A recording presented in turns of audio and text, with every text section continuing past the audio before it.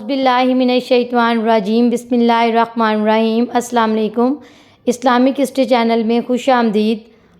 امید کرتی ہوں آپ سب خیریت سے ہوں گے، اور آج کی اس ویڈیو میں آپ کو حضرت آدم علیہ السلام کی زندگی کے واقعہ سے آگاہ کیا جائے گا۔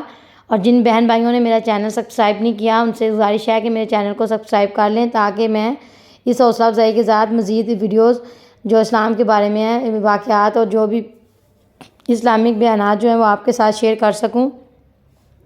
حضرت آدم علیہ السلام کا واقعہ۔ حضرت آدم علیہ السلام خالق کائنات پروردگار عالم رب العالمین کو جب دنیا بنانے کا خیال آیا تو اس نے کن کہا اور یہ دنیا رنگ وجود میں آ گئی۔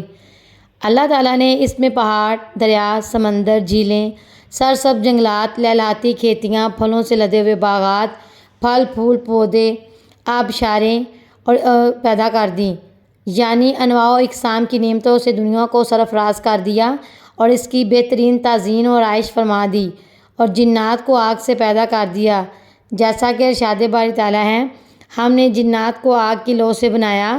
ابلیس بھی جنات میں ہی تھا۔ قرآن حکیم میں ارشاد باری تعالیٰ ہے، اور تھا ابلیس جنات میں سے، پس نافرمانی کی اپنے رب کی۔ یہ سورۃ الکہف میں 18 نمبر آیت میں ہے، یہ جو ابھی میں نے آپ کے ساتھ ترجمہ شیئر کیا ہے۔ خلافت آدم۔ اب اللہ تعالیٰ نے دنیا کو آباد کرنے کا ارادہ فرمایا۔ اس نے فرشتوں سے کہا کہ میں اس زمین پر اپنا خلیفہ بنانا چاہتا ہوں، یعنی میرا مختار کل جو اپنے ارادوں کا مالک ہوگا اور میری زمین پر جس طرح چاہے گا رہے گا، اور دنیا کی ہر چیز اپنے تصرف میں لانے کا مجاز ہوگا۔ گویا کہ میری قدرت اور میرے اختیار اقتدار و تصرف کا مظہر میرا مختار عام ہوگا۔ یہ سن کر فرشتے حیران رہ گئے اور عرض کی، اے اللہ، اگر تیری حکمت یہ ہے کہ یہ ہستی جس کو تو نے پیدا کرنے جا رہا ہے وہ تیری عبادت کرے گی، دن رات تیری تسبیح و تحلیل میں مصروف رہے گی، تیری بندگی اور عبادت کرے گی، منجات میں مصروف رہے گی اور تیری حمد و ثنا کی گیت گائے گی، تو اس کے لیے تو ہم کافی ہیں۔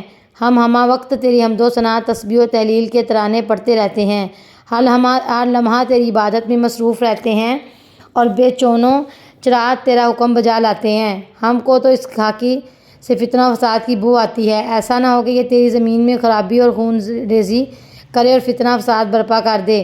یا الہی، تیرا یہ فیصلہ کیا حکمت رکھتا ہے؟ اللہ تعالیٰ نے فرشتوں کو خبردار کیا کہ جلد بازی سے رائے نہ قائم کرو، اور ذہن میں رکھو کہ میں خالق ہوں۔ مخلوق کو خالق کے معاملات میں جلد بازی سے ہرگز کام نہیں لینا چاہیے۔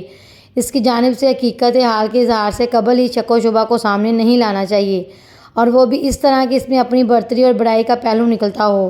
خالق کائنات جانتا ہے جس نے تم سے بے بہرہ ہو کر اس علم میں، وہ ہے سب کچھ جو تم نہیں جانتے، جیسا کہ ارشاد ربانی ہے۔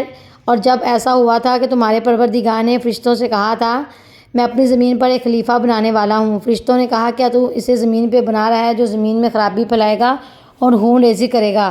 حالانکہ ہم تیری ثنا کرتے ہیں، تیری پاکی و قدوسی کا اقرار کرتے ہیں کہ تیری حیثیت برائی سے پاک اور تیرا کام نقصان سے خالی ہے۔ اللہ نے کہا، میری نظر جس حقیقت پر ہے تم اس کی خبر نہیں۔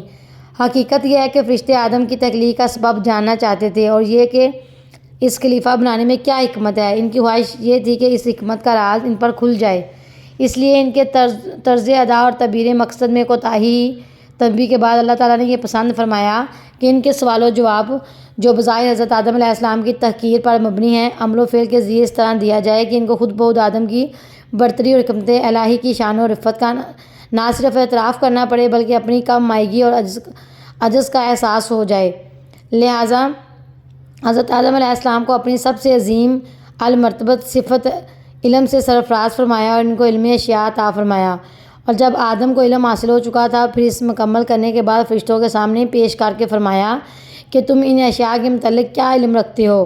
وہ لا علم تھے، کیا جواب دیتے؟ مگر چونکہ پروردگار کے بہت قریب تھے، سمجھ گئے کہ ہمارا امتحان مقصود نہیں ہے کہ خلافت الہیہ کا مقدار کثرت تسبیح و تحلیل و تقدس و تمجید پر نہیں بلکہ صفت علم پر ہے، اسی لیے کہ ارادہ، اختیار، قدرت تصرف اور اختیار کی طاقت یعنی زمین پر حکومت علم کے بغیر ممکن نہیں۔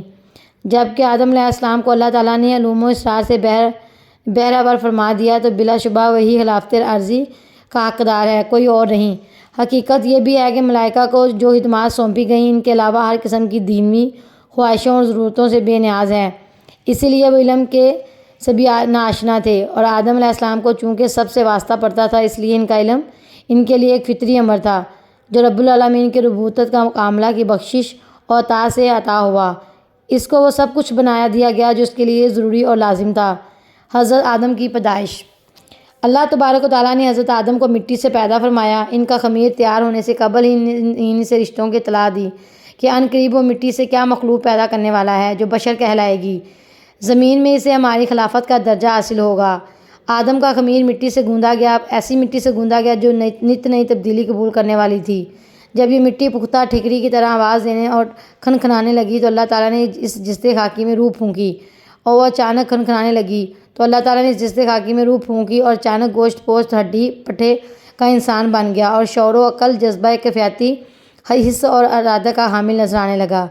جب حضرت آدم علیہ السلام کا وجود مکمل ہو گیا تو حضرت آدم علیہ السلام سجدہ شکر بجا لائے اور چھینک ماری، جس پر آپ نے پڑھا الحمدللہ رب العالمین۔ فرشتوں نے کہا یا رحمک اللہ۔ اللہ تعالیٰ نے انسان کو مخلوق میں سب سے پہلے بہتر بنایا، جیسا کہ ارشاد باری تعالیٰ ہے، بے شک ہم نے انسان کو بہترین انداز سے بنایا۔ یہ بنی اسرائیل کی آیت نمبر 17 ہے۔